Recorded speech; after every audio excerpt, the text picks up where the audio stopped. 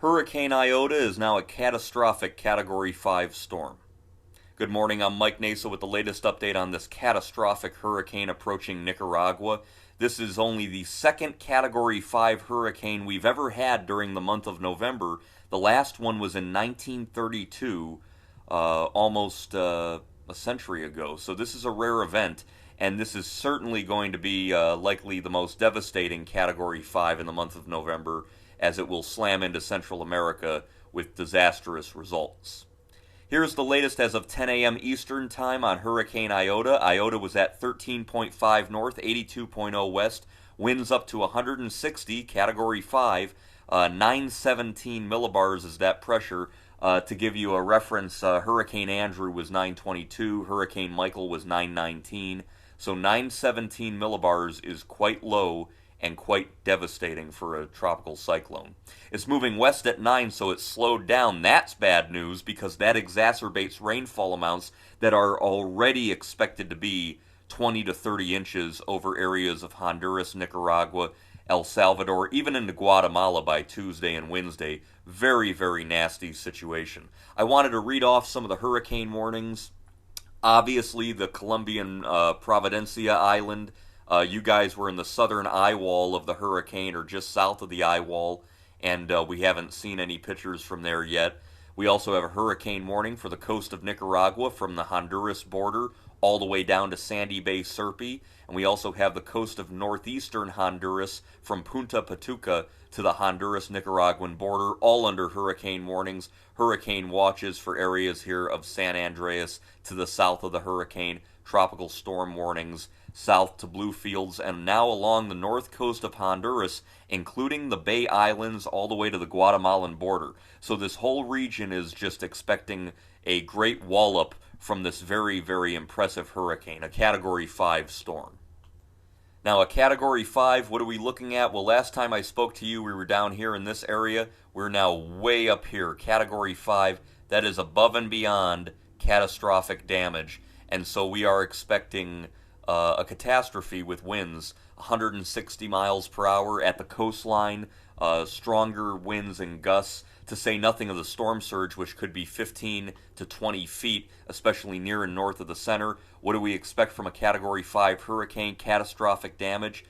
Something like that on the left side of your screen. That was Hurricane Michael in Mexico Beach in 2018. That was one of only 4 Category 5 hurricanes on record that we know of to ever hit America. And there's a picture of it on the right. That's something like what a Category 5 hurricane should look like.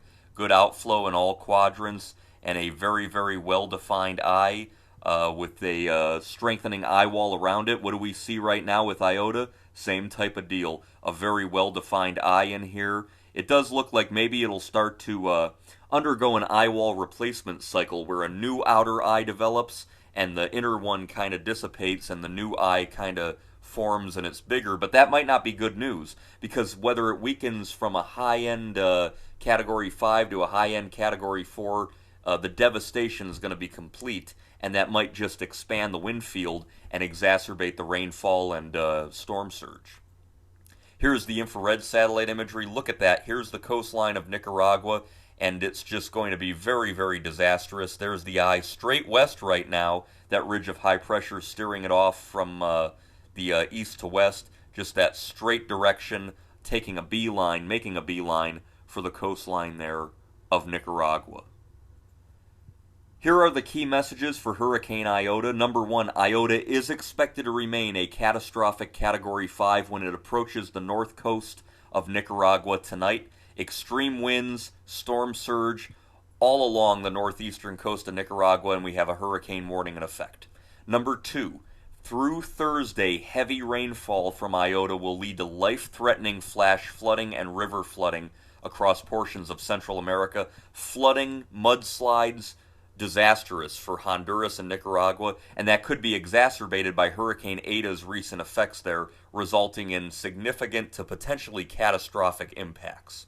And finally, number 3, hurricane conditions and storm surge impacts are likely still occurring on that island of Providencia, the Colombian island, and tropical storm conditions are expected, and hurricane conditions are possible on that island to the south, San Andreas, they've been getting walloped. The tropical storm winds just coming ashore now, or just off the coast of Nicaragua, that will get worse through the day.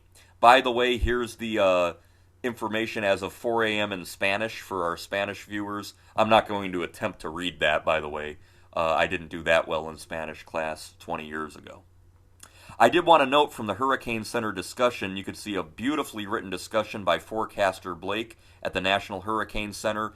They noted it is a very impressive hurricane, 917 millibars, very high surface winds of 160 to 165, a Category 5 hurricane, the latest on record for this time of year. It's the latest we've ever had one, and it's only the second time we ever had one in November. And of course, the Hurricane Center notes, as mentioned, 15 to 20 feet of storm surge, destructive winds, potentially 30 inches of rain, exacerbated by the fact that it should make landfall in almost the exact same location that Category 4 Hurricane Eta did about 2 weeks ago. Just a very bad situation there. You can see that beautiful water vapor imagery as we have the high pressure steering the hurricane off straight west, right towards Nicaragua.